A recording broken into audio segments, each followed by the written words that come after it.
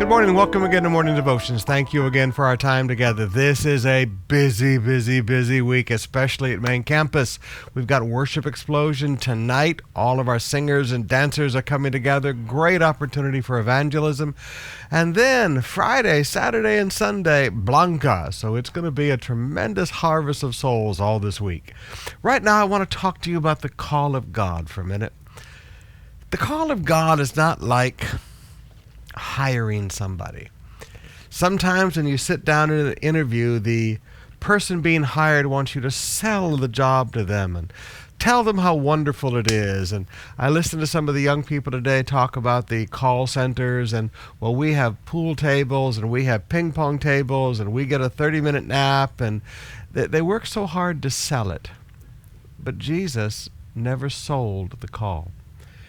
In Acts chapter 9, when he calls Paul, Scripture says, "But the Lord said to Ananias," verse 15, "Go, this man is my chosen instrument to carry my name before the Gentiles and their kings and before the people of Israel.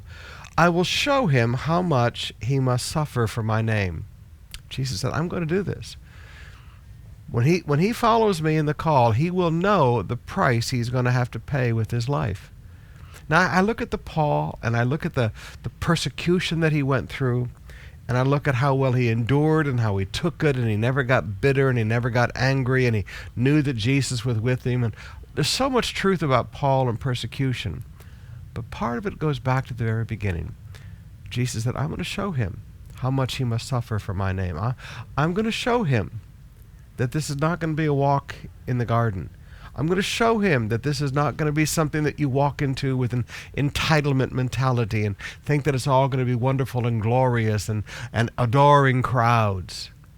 I'm going to show you that there's a price to pay to follow the call. Now, I want to challenge a lot of the young men and the young women today, because people are trying to make the ministry a glamorous lifestyle.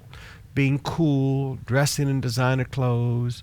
I recently watched a comedian put a thing called Swag Seminary together, where he has to do a makeover for the guy and glamour looks. And I look at all of this today, and I'm sorry, it's just wrong. Young people, men may try to sell you about the ministry, but what they're talking to you about is a religious position. When Jesus calls you to the ministry, not to the profession. When Jesus calls you to the ministry, he's not going to sugarcoat it.